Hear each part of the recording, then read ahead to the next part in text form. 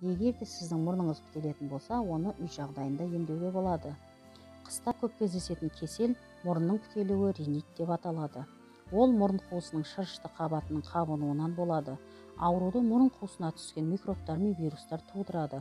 Қоздырғыштардың дамуына ағзаның мұздауы, ауаның құрамында шаң-тозаң мен зиянды газдар мөлшері арттыруы әсер етеді.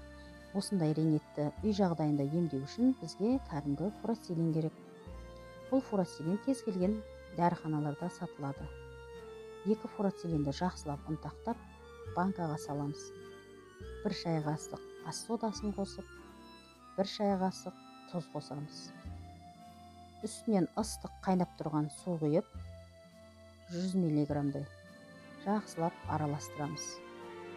Осы 3 қоспамызды жақсылап ерітеміз және үстіне салқын су құйып, дене температурасымен бірдей етеміз.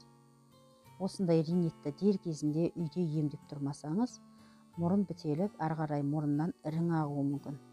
Ірің ағып, кейіннен дене температурасын көтермесе де, бірақ бас ауруына әкеліп соғуы мүмкін.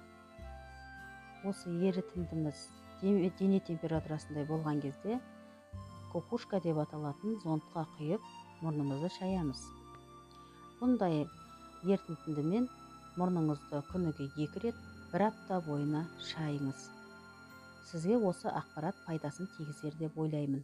Сіздің де мұрныңыз бітеле ме, қандай әдістер қолданасыз, ол туралы комментарийға жаза кетіңіздер.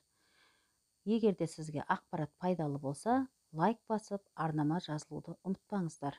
Алдыңғы уақытта сіздерге көптеген денсаулыққа байланысты және де сұлулыққа байланысты табиғи рецепттер айтатын боламын.